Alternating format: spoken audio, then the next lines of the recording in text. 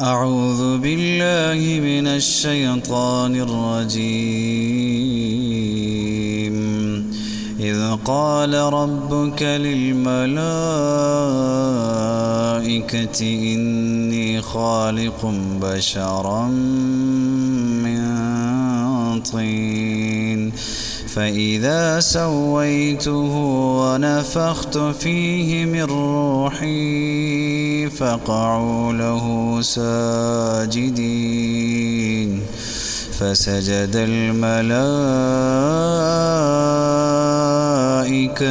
كلهم أجمعون إلا إبليس استكبر وكان من الكافرين. قال يا إبليس ما منعك أن تسجد لما خلقت بيدي أستكبرت أم كنت من العالين؟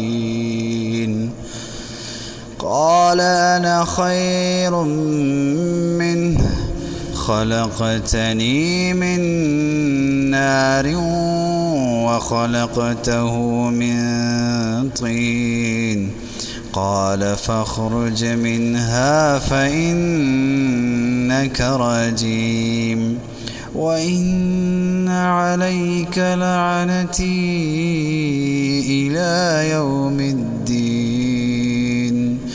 قال رب فأنظرني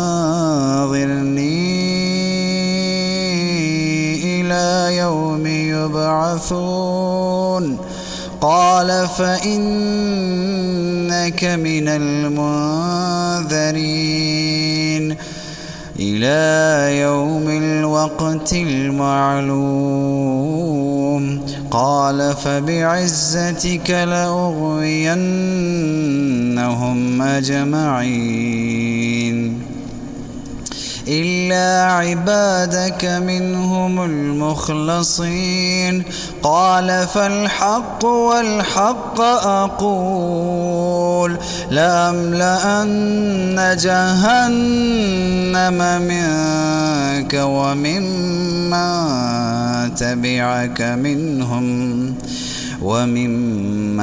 تبعك منهم أجمعين. قل ما أسألكم عليه من أجر وما أنا من المتكلفين إن هو إلا ذكر للعالمين ولتعلمن نبأه بعد حين. صدق الله العظيم.